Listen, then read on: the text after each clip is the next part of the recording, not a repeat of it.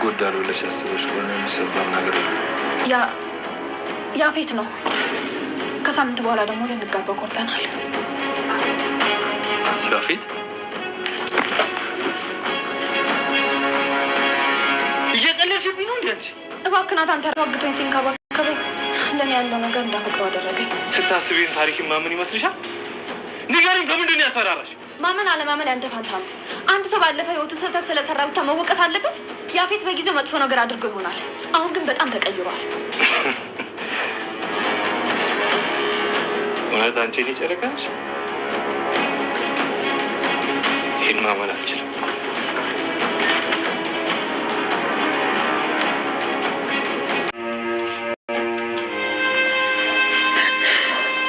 ይቅርታ የኔ ናታ።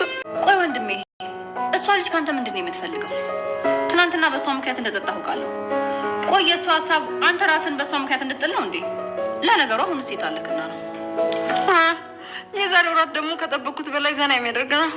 ኧረ አንቺ ሴትዮ ሰውነት ባህሪ ይኖርሽ እንደ ምን አይነት ልብ ነው ያለሽ? ምን ነው አንቺን አላዝናናሽም እንዴ? ይኸውልሽ ጨዋ የምትያት ልጅሽማ ይኸውልሽ እስካሁን ድረስ አልገባችም። እኔ ቤዝ ትፈታለች፣ እራት ግብዣ አለ ጠርቼሻለሁ ብያት ነበር። እሷ ግን ግብዣ የነቃ እስካሁን አልመጣችም።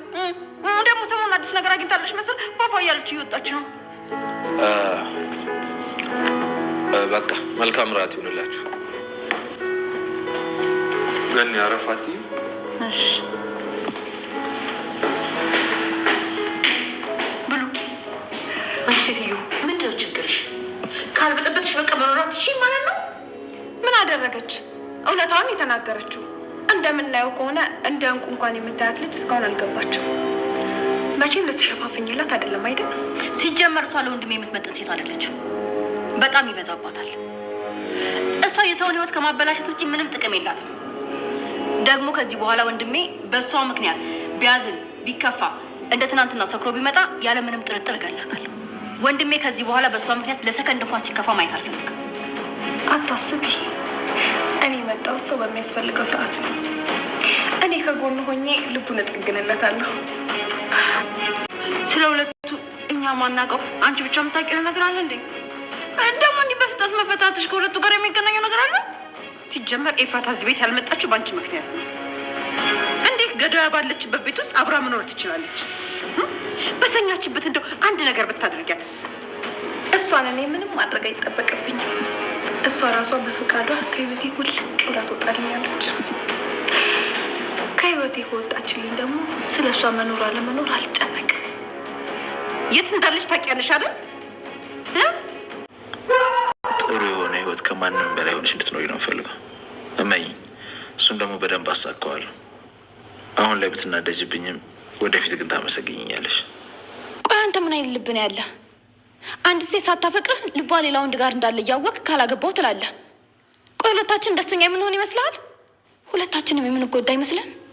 ሁለታችንም ደስተኛ አንሆንም። ለምን እንጎዳለን? ለጊዜው እኔ ካፈቀርኩሽ ይበቃል። ቀስ ብለሽ ደግሞ አንቺ ታፈቀኛለሽ። ቀላል ነው። ለአንተ ህይወት ቀላል ነው አይደል? ታድለ ስለ ሰው መጎዳት፣ ስለ ሰው ማዘን፣ ስለ ሰው መከፋት አንተ ምንም ግድ አይሰጥህም። ቆይ ግን አንተ ሰው ነህ? ከሰውም በላይ ነኝ።